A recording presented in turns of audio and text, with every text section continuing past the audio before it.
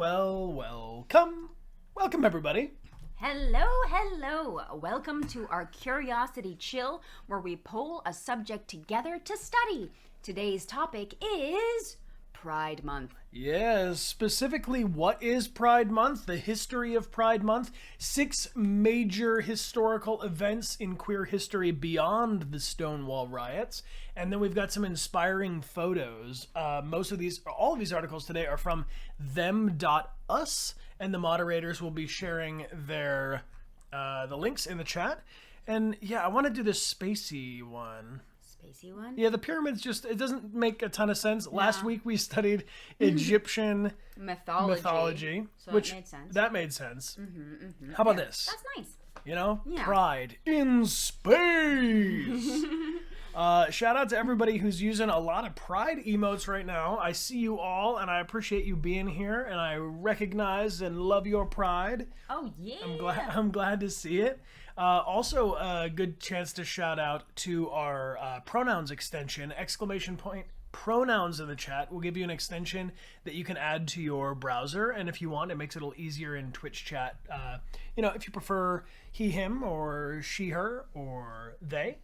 I personally go with a he, him, but they's okay with me. And I personally go with a she, her, but they's okay for me too. So thank you all for being here. And if you want to shout yourself out in the chat, go for it. And if you're here for the very first time, let us know that as well. Yes. Wow. Also, Attractive Fish, happy birthday. Thank you so much for hanging out with us on your special day. Yo, happy birthday, friend. Yes. So we're going to start with the very beginning with what is Pride Month and the history of Pride, and then we'll get into more specific categories as we go. Most excellent. Yo, what's up, everybody? Valhana19, thank you for being here for 3 months. Re3, thank you for the cheers. And Amy's Frey, thank you so much for the 6 months of support. Yes. We super appreciate you being here. All right, let me just get this link in here, and we'll be right with you. Shipment from Zen, thanks for being here for 7 months. Spooky Sparkles is back for 4. Michaela Wood, 7, is back for 13 months total. Banana Red Panda is back for 17, wishing everyone a very happy Pride. Hello. And Ayan Bautista, thanks for being here for, 34 months. 34 months. Thank you all for chilling with us. Let's get into it. This is them.us/story/the complete history of Pride. Excellent. I think the font will be big enough for us, yeah? Yeah. All right, here we go. What is Pride Month and the history of Pride? Your complete guide to the history, meaning, and the future of Pride is right here in this article by Matt Baum. Around the world, Pride celebrations take a variety of forms, from parades to parties to protests and proms. Since the start of the modern LGBTQ+ liberation movement in the 1970s, hundreds of independent Pride events have sprung up in cities worldwide, each distinctly local and generally tied in some way to the foundational Stonewall riots in June. After 50 years of Pride celebrations, these events have become so varied that you can usually find a way to celebrate that feels best to you. Whether it's a raucous jubilation of the NYC Pride Parade, which is, by the way, an incredible experience to see in real life, and community forums at the LGBT Center in San Francisco, or the massive crowds that attend World Pride in a different city every 2 years. Ooh, that's cool. But how did the last century of Pride, half century of Pride, become what it is today? And what are the best ways to celebrate? Let's take a deep dive into Pride and explore its history, Pride around the world, and what the future of Pride might be. Nice. Cool. I'm going to zoom in just a little bit, so if anybody's reading on mobile, I know the font might be a little small. Wrong one. Come on, Brian, you're a professional streamer. You can do this. There we go. Zip and zap. Oh, yeah, that's nice. There we go. Love to see it. No problem, beautiful wife. What is the history of Pride Month, and when were the first Pride parades? The Stonewall riots weren't the first time the LGBTQ+ people stood up against police harassment. Before Stonewall, there was a riot in Los Angeles at Cooper Donuts and in San Francisco at Compton's Cafeteria. But Stonewall is definitely the best known and led to the creation of what we know as Pride today. It started with a police raid on a hot summer night in Greenwich Village. Cops stormed the Stonewall Inn, arresting patrons and forcing them into waiting police vehicles. But a nearby crowd grew restless and angry, and eventually someone, there's debate over who, started whipping onlookers into fighting back. They pelted the police, forcing homophobic cops to retreat, and aggressive street confrontations continued over the next few nights. Following the Stonewall riots, organizers wanted to build on that spirit of resistance. The following year, they organized a march in Central Park and adopted the theme of gay pride as a counterpoint to the prevailing attitude of shame. That march down Christopher Street soon expanded to other cities, with many more joining in year after year through the 1970s, until Pride became the massive celebration that we know today. Right on. It's great to see all of you. I see many of you have celebrated Pride Month before, and some of you are celebrating Pride Month for the very first time. Woo! So that's awesome. Yes. I love the photos that come along with this. Me too. This is When is Pride in cities around the world? Each city's Pride schedule is different, but most Pride celebrations, parades, and marches take place in June to mark the anniversary of the Stonewall riots. A handful of cities opt for other months, usually due to inhospitable June weather, such as Palm Springs Pride Month intelligently moves it to November, which is a much nicer time to be in Palm Springs outside, Auckland Pride in February, and Vancouver Pride in August. Many other larger cities coordinate their Pride months through the international organization Interpride, which helps manage Pride celebrations around the world. Oh, cool. Because there are only a limited number of days in June and hundreds of Pride celebrations, there's bound to be a little overlap. But major cities that are close to each other tend to avoid scheduling their events at the same time. The International Gay and Lesbian Travel Association maintains a calendar of over 100 Pride events around the world, updated every year to help you celebrate in a way that works best for your schedule. Nice. So if anybody wants to check it out, because of course we are in Pride Month right now, in the month of June, the moderators have the link here, and then you can follow along to that calendar if you want to check it out. Sweet. So, the history of the New York City Pride Parade. Before we get to that, can we check in with where everybody's tuning in from around the world? I see southern Germany right there with Gundam Pilot. Where else is everybody else? Estonia? Ooh. The Netherlands. The Netherlands. How do you do? Good old land of England. Spain, Mexico, Poland, New Idaho. Jersey, Philippines, Colombia.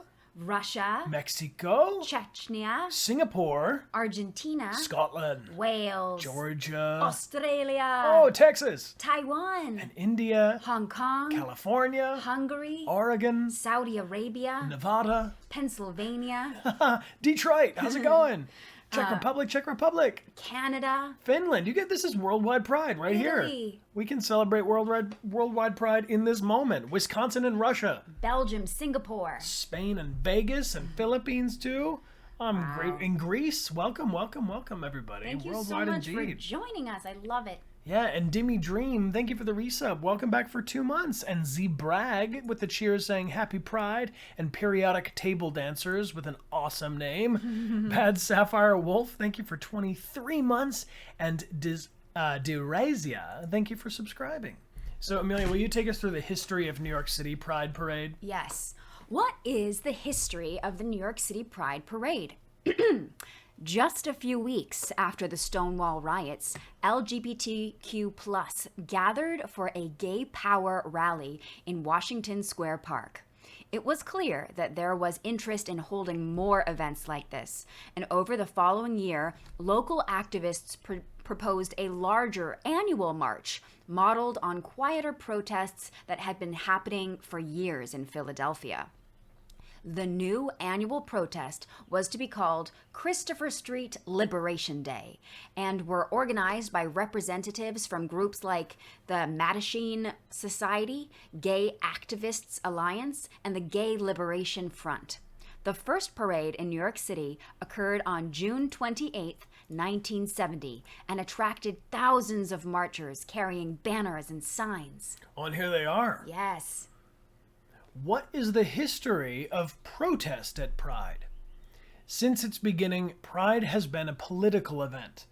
And, although it may feel like a party today, protests have always been embedded in its very reason for existing.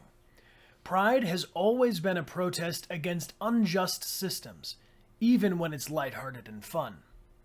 Community organizers in New York included Marsha P. Johnson, Sylvia Rivera, and Miss Major Griffin Gracie, who protested against unjust treatment and advocated for legal reform even before Stonewall. Once Pride events were established in major cities, they became opportunities to register queer people to vote, for groups like ACT UP to demand action on HIV, and to pressure politicians to express their support for the community by marching.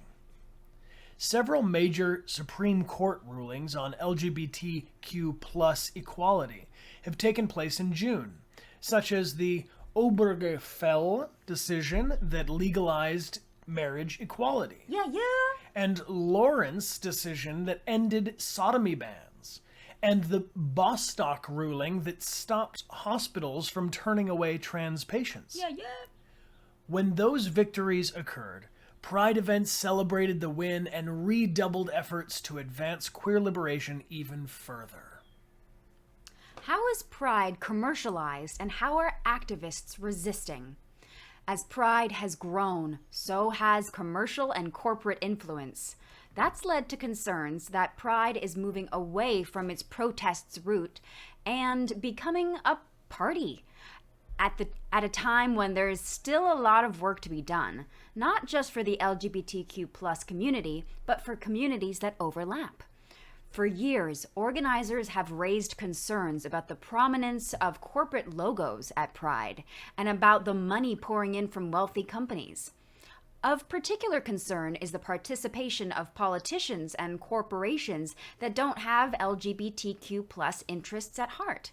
In San Francisco, for example, organizers were outraged to see that the local Pride event was partially funded by Google, despite the company's refusal to fully address homophobic harassment on its YouTube platform. In response, activists have established independent Pride events in many cities. They have a variety of names, such as Alternative Pride, or Queer Pride March, Queer Liberation March, or Reclaim Pride. Those events take the form of raucous protests, sometimes disrupting the orderly, wealthy, corporate-funded events to remind everyone that Pride is more than just rainbows. It's about radical change. Right on. Thank you for reading that, Amelia. Yeah, of course. Whoa, and I see Jax Taylor, what's up? Good to see you. Thank you guys all for tuning in and for joining us right now. I'm going to check out, what do we got? 6 major events beyond the Stonewall riots. The Stonewall riots, aforementioned in the previous article, started the notion of the Pride Month and Pride Parade. Pass that to you, in New York City. But these are 6 major moments in queer history beyond the Stonewall riots, also on them.us, and the moderators will share the link with you in the chat. Oh, here we go. Let's get to it. I feel like, can we watch this clip? Oh, this clip's just running in the background. During Pride Month, we honor Pride's radical origins at the Stonewall Inn in 1969.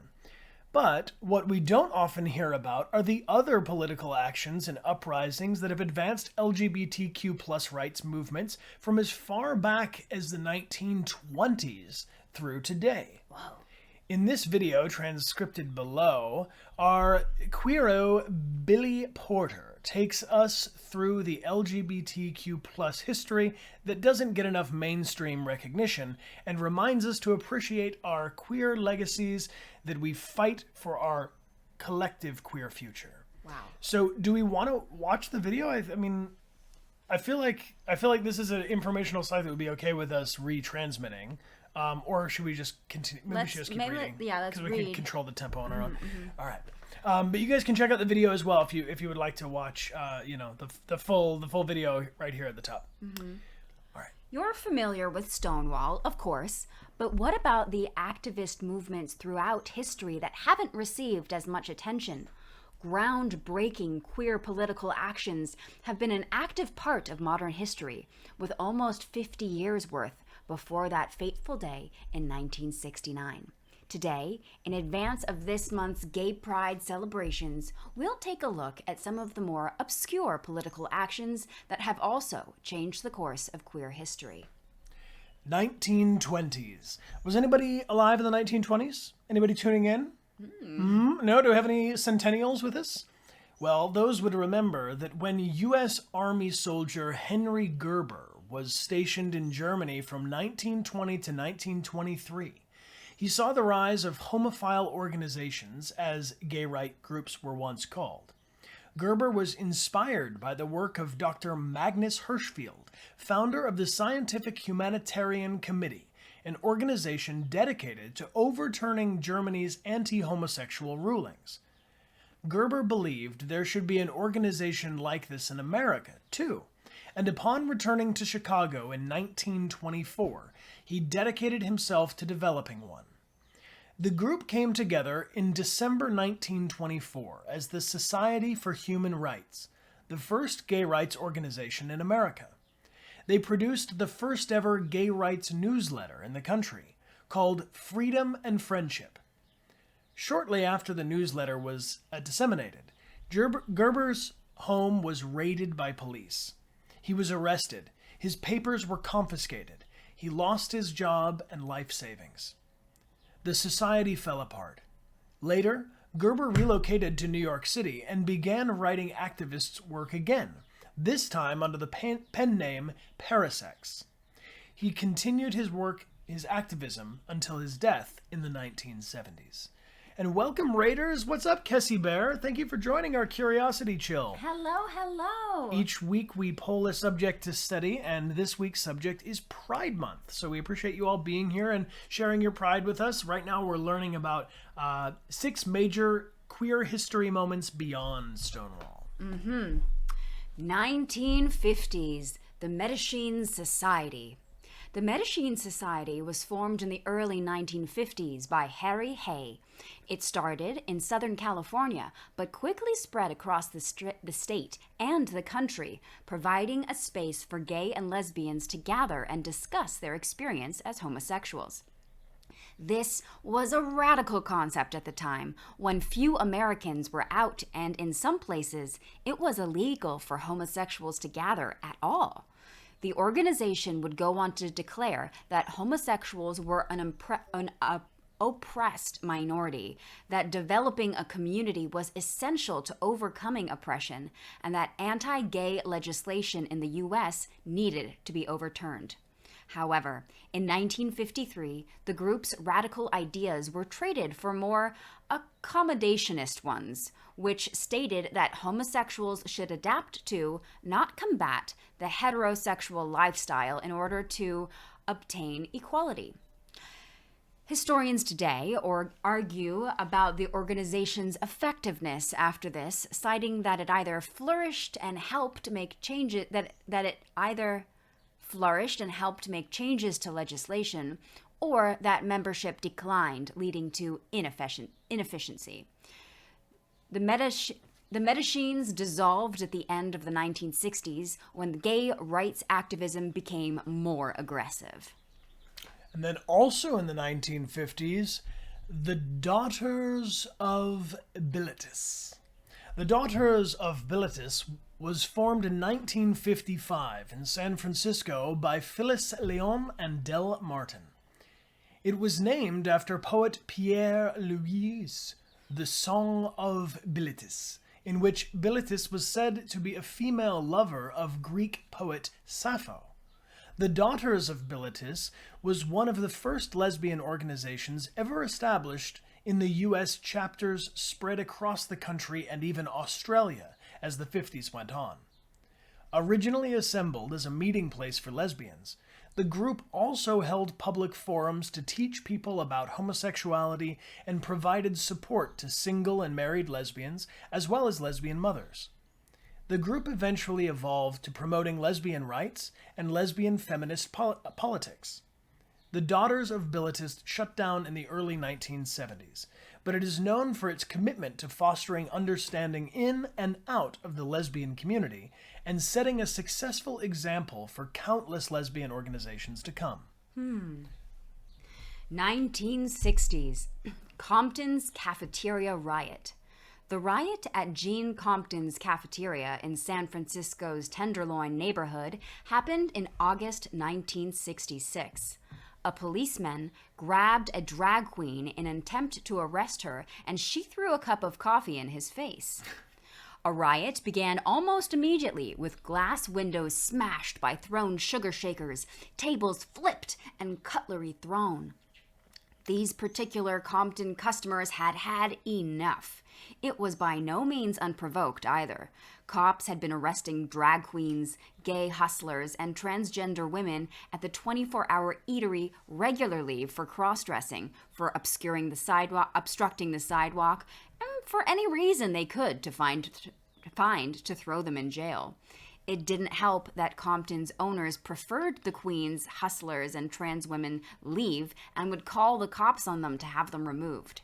After this incident, the diner banned trans women, and the Tenderloin's largely queer community rebelled, picketing the establishment and breaking its new windows.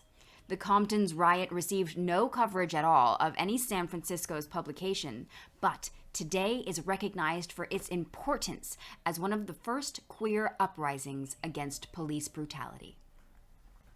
And then, moving on to the 1970s, the Sisters of Perpetual Indulgence, which, whoa, what a name. Yes. The Sisters of Perpetual Indulgence first emerged in 1979 when four gay men bored with the sameness of San Francisco, that's a tricky sentence. I'm going to try that again from the top.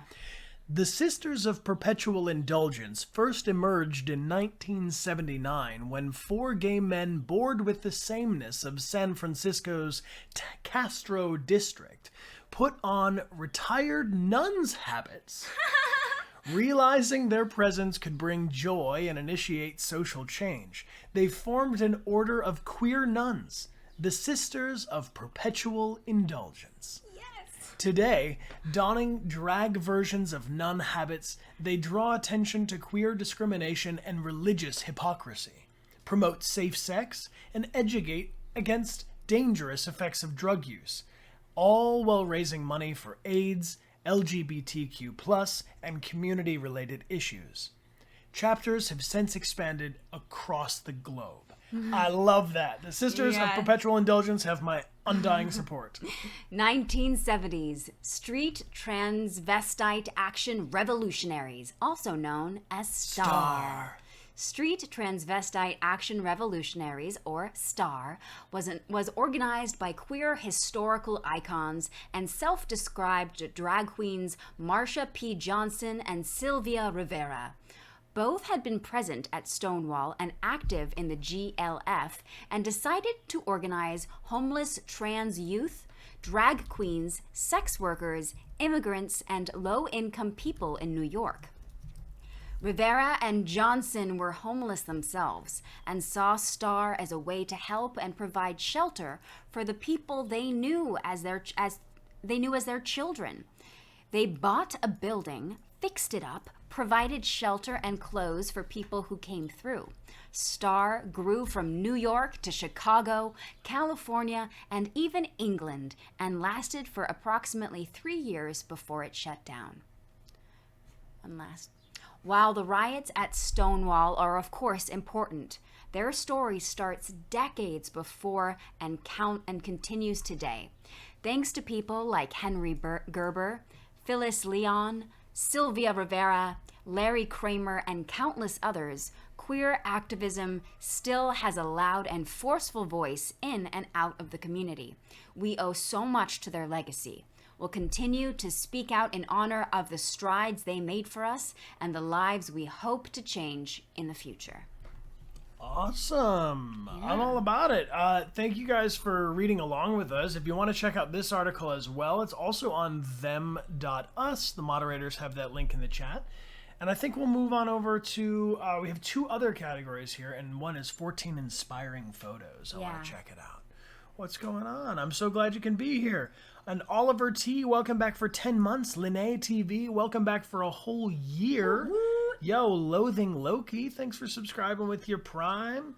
And Deutsch, what's going on? Thank you for being here for 3 months. And Swim is back for 11. Grateful for your company. Kamisu, thank you for being here for 5 months. So this is 14 inspiring photos that capture 50 years of LGBTQ plus visibility. So because a picture is worth 1,000 words, I'm going to let the pictures speak for themselves, and we'll read just the captions. Oh, I guess we have a whole article that goes with it. Awesome. Okay. I'm going to leave the photo up and read from this side so you guys can look at the photo instead of the text. The story of the LGBTQ plus civil rights movement does not begin at Stonewall Inn. Across the country, groups like the Mattachine Society and the Daughters of Bilitis have been organizing queer people and agitating for our rights since the early 1950s. Demonstrations like the Compton's cafeteria riots in San Francisco and the Black Cat Bar protests in Los Angeles saw queer and trans people gather against police intimidation and raids on our community years before June 1969. Yet it was Stonewall that catalyzed a movement that had been growing for decades, bringing a new level of visibility to our community's fight for recognition and equality. It is impossible to tell the story of the 50 years that have followed without talking about visibility. In the years following Stonewall, early pride marches, let me skip up here so you guys can read with me, I'm right here. In the early years following Stonewall, early pride marches began bringing together thousands of queer people and allies for gatherings that would make it well known, from chants in city streets to the pages and screens of newspapers and TVs, that they were here and proudly queer. As ACT UP's rallying cry would proclaim in the 1980s and 90s, silence equals death, and their inescapable, shocking protests and activist actions would become key to fighting back against government, medical, and media inaction as the AIDS crisis raged. Visibility in the form of gatherings at the White House steps and mass weddings would help precipitate national marriage equality in 2015, an unthinkable achievement back in the 1969. Today, a revolution in LGBTQ plus visibility is taking place across media, in American corporations, and the halls of our government, the culmination of 50 years of voices raised and peace disturbed. This unprecedented visibility is sometimes a double-edged sword, especially as we combat new forms of discrimination and queerphobia under the Trump administration, which is over. Yeah. Oh, everyone's like, bye, bitch. I'll say bye, bitch. If anybody ever hears a clip of me saying bye, bitch to Donald Trump and has a problem with it, you can, I don't know. You know where you can put it? But it is mind-boggling that someone as absolutely fucking stupid as that man. I'm sorry, I digress. Yeah. Mind-boggling to consider how far we've come in 50 years and the bravery and labor of millions of LGBTQ plus people who have got us where we are today. I love you guys. Everybody's saying yeet in the chat.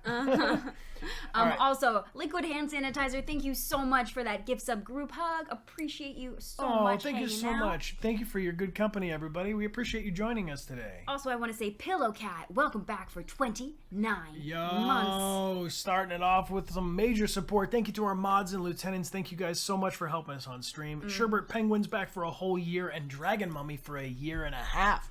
Looking good with some new badges there. And Raven Reyes, thank you for 6 months of support. Woo-hoo. You're absolutely awesome. All right. Can't read with this effect. There we go. Am I starting here? Yeah, Pride 50 Years of Parades. Pride 50 Years of Parades and Protests, out today from Abrams Image, collects photos and coverage from the archives of the New York Times, documenting these moments and more. To take in the breadth of its contents, to see the scope of LGBTQ plus rights from the first Christopher Street Day March in 1970 to protests for transgender rights just last year, is to witness the power of visibility firsthand. Below, 14 photos from the book survey the past 50 years of queer liberation and the people who helped get us where we are today. All right, so I believe that this is the title of the book, Pride 50 Years of Parades and Protests. So if you guys are really excited about this or maybe looking for a great gift idea or something, all 14 of these images come from a much larger compilation. Yes. Christopher Street Gay Liberation Day, 1970. Wow. The world was so different in 1970. The pants are awesome. Yes. A photo from the first Pride March. This is June 28, 1970. Yes. These are drag queens from the East Village's 82 Club in New York City, June 24th, 1973. That is a nice boa. Mm-hmm. And this headdress is fantastic. Stupendous. I love it. I love it.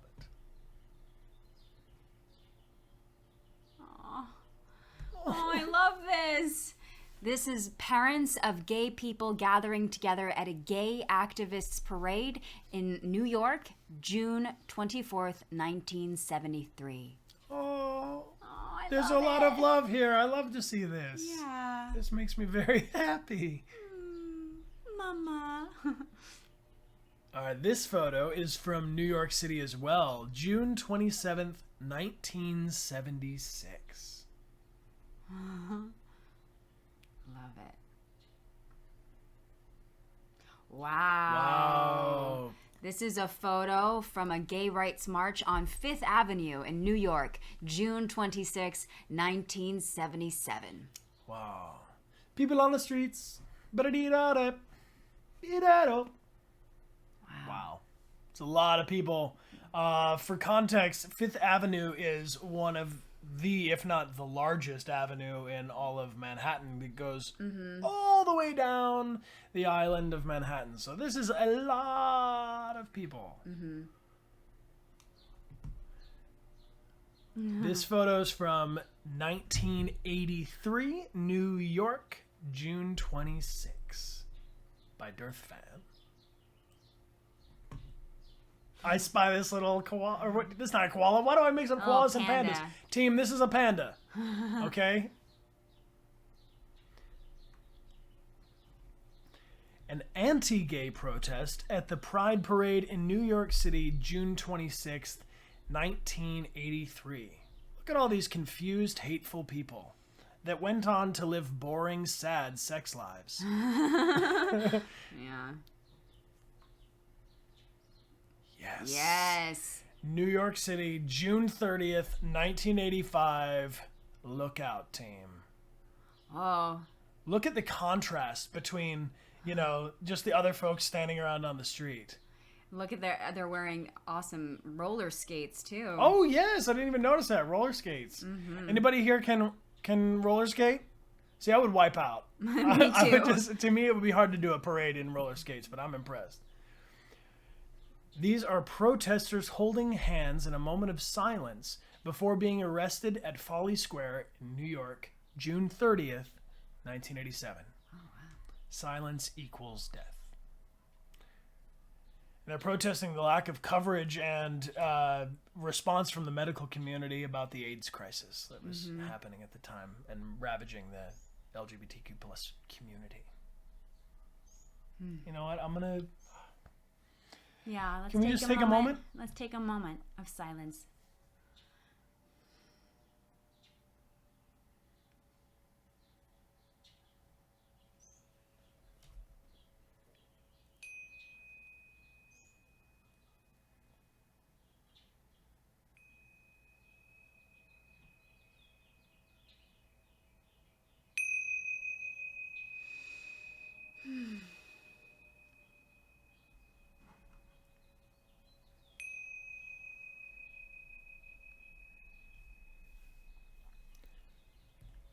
These are dancers at the New York City Pride Parade on June 30th, 1991, with a dream banner. And whoa! Oh my goodness! Kuhaku! Thank you so much Wow. for this incredible generosity. Thank you so much. That's very kind of you, and welcome aboard anybody who just got one of those gift subs. Be sure to check out the starter kit so you can join us on our subscriber chats if you like. That's very, very generous of you. Yeah. Kuhaku, thank you for joining us today. Thank you. Thank you for supporting the LGBTQ plus community. Absolutely. Of course. And thank you for being here and celebrating Pride with us, everybody. We're very grateful for you. We take a recommendation each week on what to study the following week, and so thank you all for recommending the subject overwhelmingly. It knocked volcanoes out of the park, and volcanoes has been going strong for a long time. So yeah, wow. All right. Thank you so much, Kuhaku. This photo is by Chester Higgins Jr. So these ones don't have as many captions. Two couples exchanging vows during the 4th annual mass wedding ceremony in New York, June 27th, 2004. Wow. That's how I feel right. I know. Wow. Oh my gosh. Oh, these photos in color. Yeah. Crowds gather at the National Equality March in Washington, D.C., October 12th, 2009.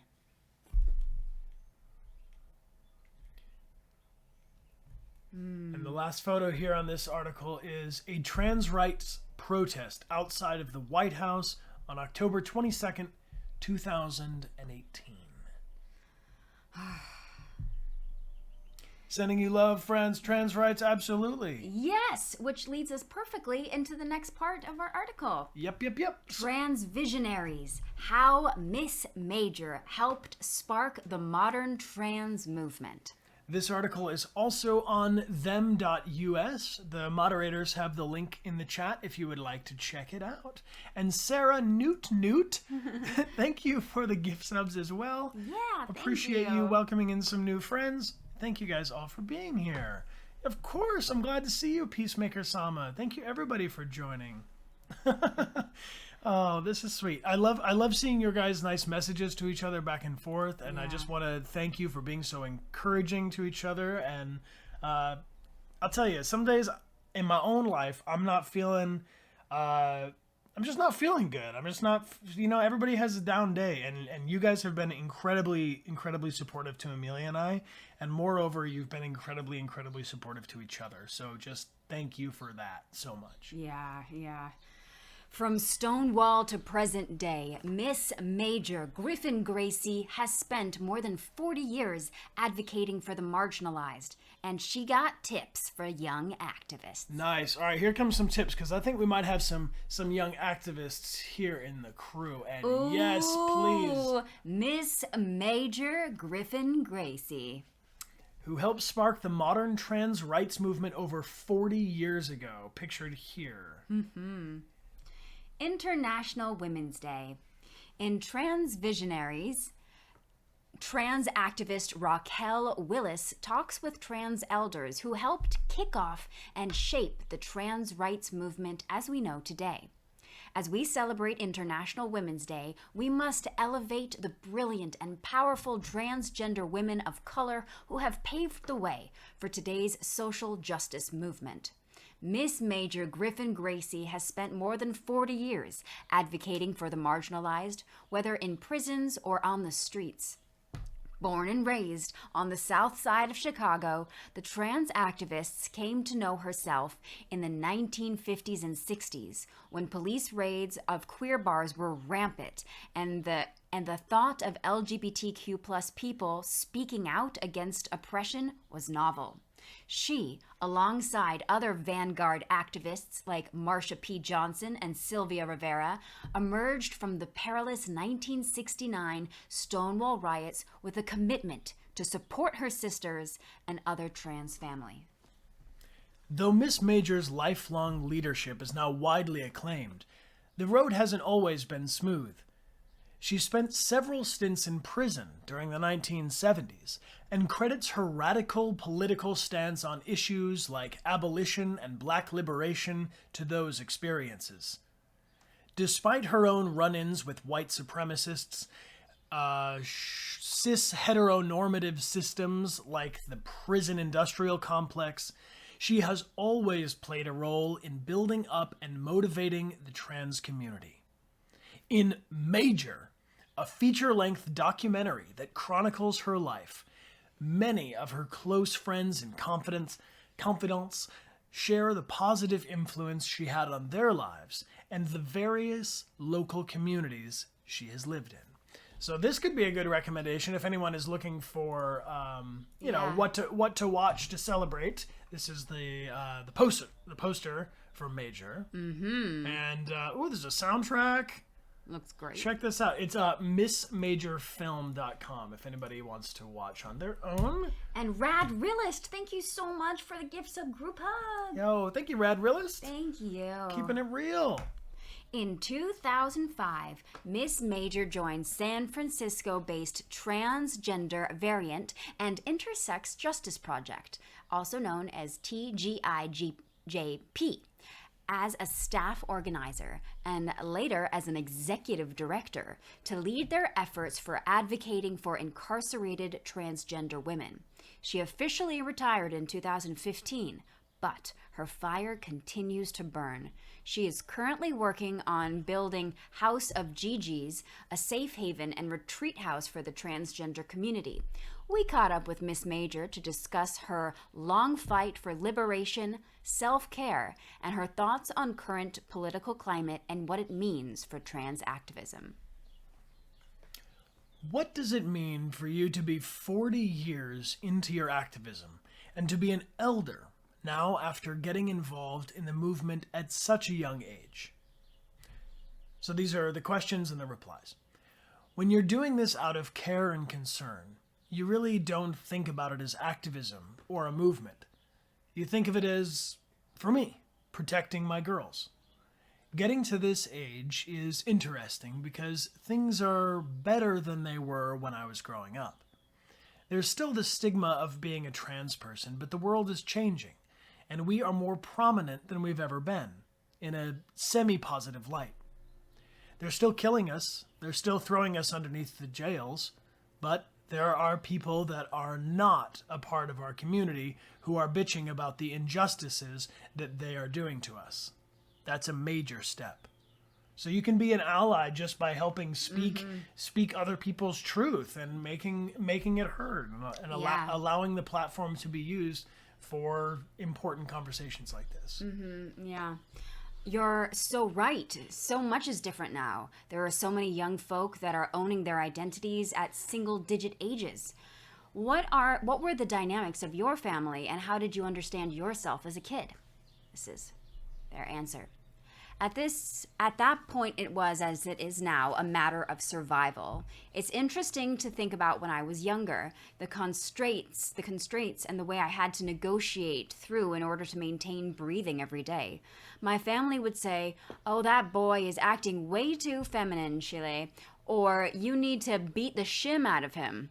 They tried, but you know us trans people are some tough sons of bitches. We don't take that shit, especially the black girls. We understand that we've had to go through as a culture and as a people.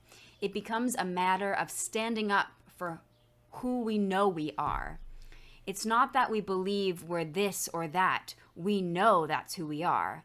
When the dust settles, I want my trans girls and guys to stand up and say, "I'm still fucking here." That's right. Yeah. Oof. Oof. I know, I'm getting chills right now. All right. You grew up on the south side of Chicago. Do you have any families still there that you see? Their reply, Major's reply. Well, everyone else is dead.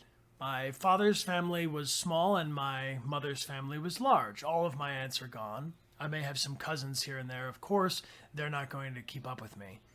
As I was living my life, I didn't have time to hold connections to people who would rather I die than breathe and be successful.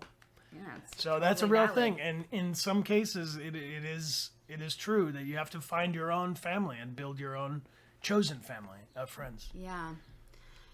Question. You've lived in a lot of places, but you most recently moved from San Francisco to Little Rock for your current project.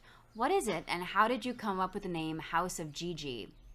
Miss Major's answer says, the technical name is Griffin Gracie Historical Retreat and Educational Center, but that's a lot for people to remember. When I came up, there were houses that developed in New York, like the House of Crystal Lebegia and the House of Extravaganza. They started in order to help the younger girls who were on the street.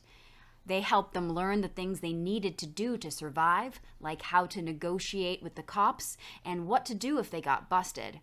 I thought in honor of them and all they've done and tried to do, I would keep the thought and feeling of them alive with the House of Gigi.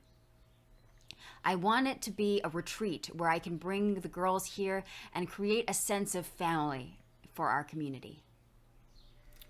The interviewer says, we saw each other about a month and a half ago at Creating Change Conference when you received the Susan Hyde Award for Longevity in the Movement. I know that was complicated because you talked about the weirdness of having white cis gay people honoring you in a way like that after all these years. Miss Major's reply.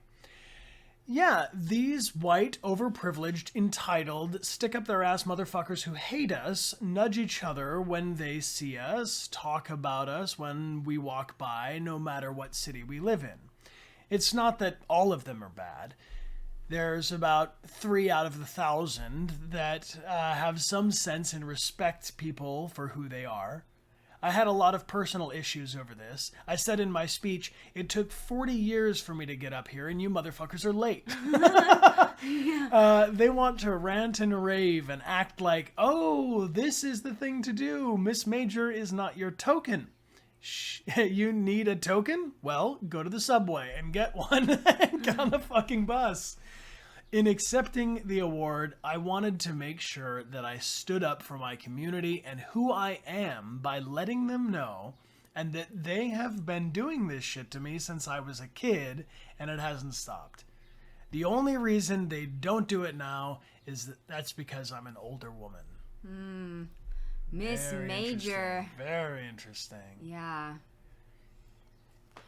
We are in the moment of visibility like never before.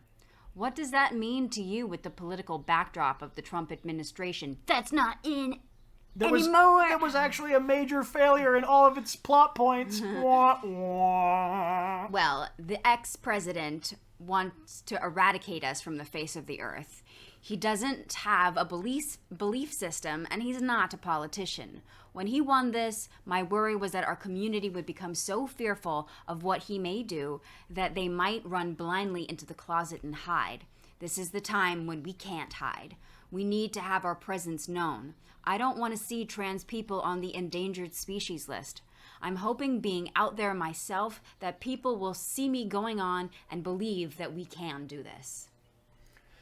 Boy, there's a lot of younger organizers and activists coming up now, and there may be some of them here with us on the stream. Do you have any tips for folks who are doing this work? Miss Major's reply. We have a right to be angry, but you have to be angry in degrees.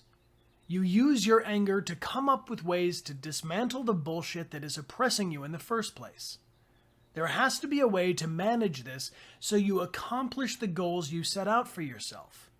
It's not an easy thing, but you must nurture, take care of, and look out for yourself too.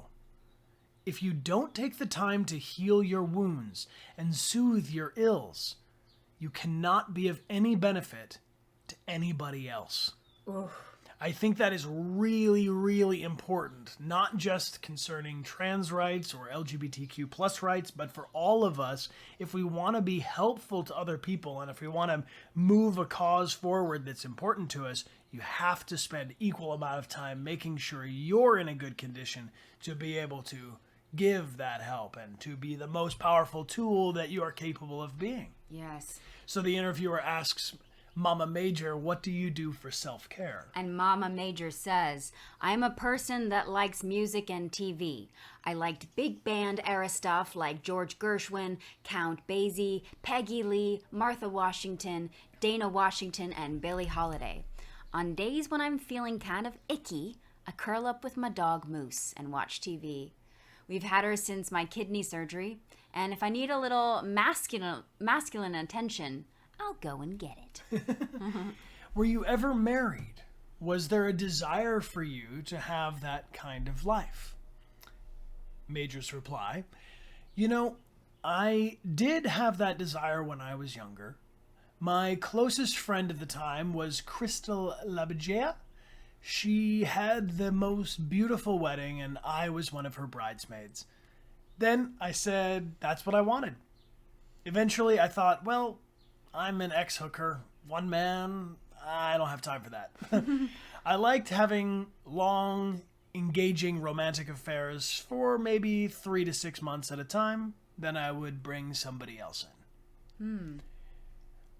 I didn't realize you and Crystal Labagea were so close. Y'all are both such legends. How did you meet her? Miss Major says, at the time we didn't think of each other as legends. We were just young girls out there trying to have a good time. Crystal and I met on 34th and 8th Avenue, getting ready to jump into the same car to turn a trick. He made a really sarcastic comment saying, well, I want the light-skinned girl. I got pissed the fuck off, and so did she. We walked away and we ate some Dunkin' Donuts. Yes. After all is said and done, what do you want your legacy to be, Miss Major? Who replies, I would want my legacy to be, if it ain't right, fucking fix it, whatever it takes.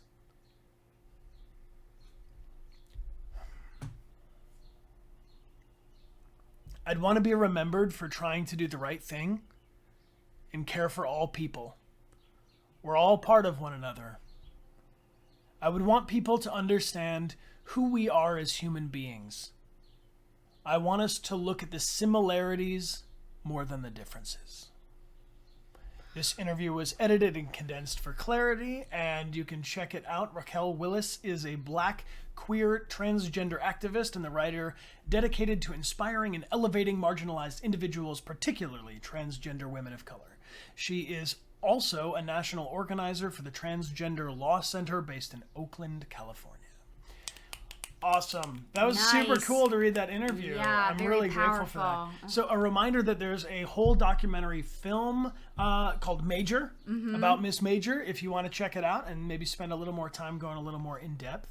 And I just got to say super thank you to everybody for joining today. This was really awesome.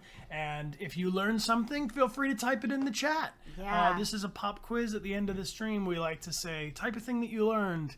And feel free to share it with everybody here. Love is love and being yourself is fine. That is so true. There it is. Yeah. There it is. I love to see it. Well, I learned that the movement essentially started in the 1920s is the earliest that the movement began. Yeah, and you know what surprised me actually was that let me go back to it to cite it. 6 major events before Stonewall.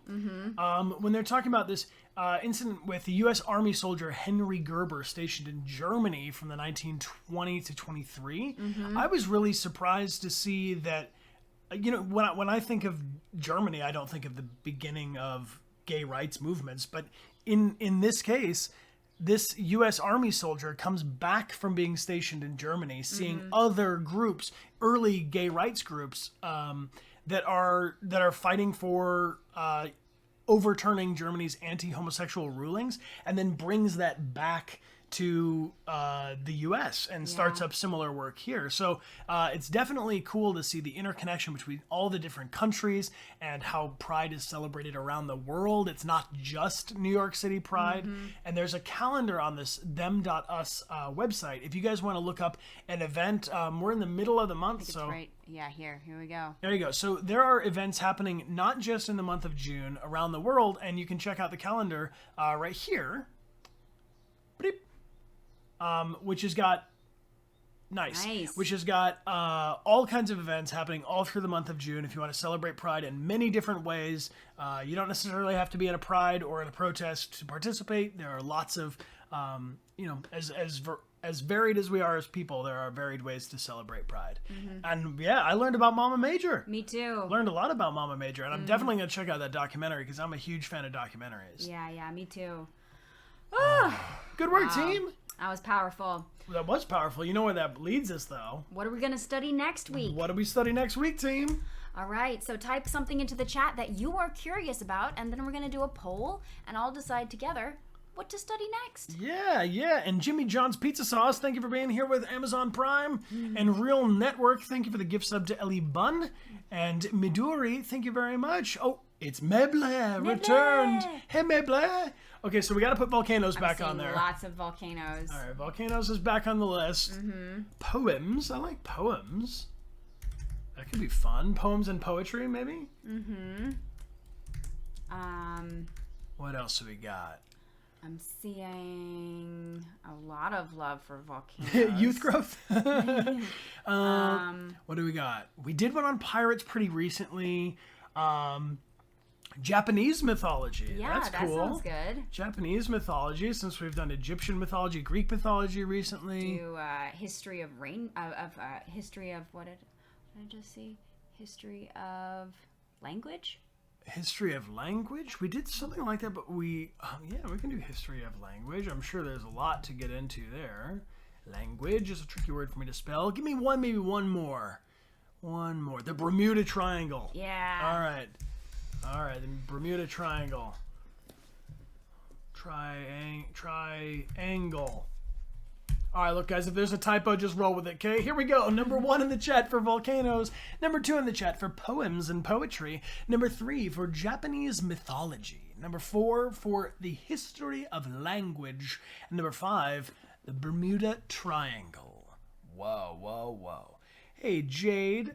Appreciate your gift saying love is love is love. Cannot be killed or swept aside.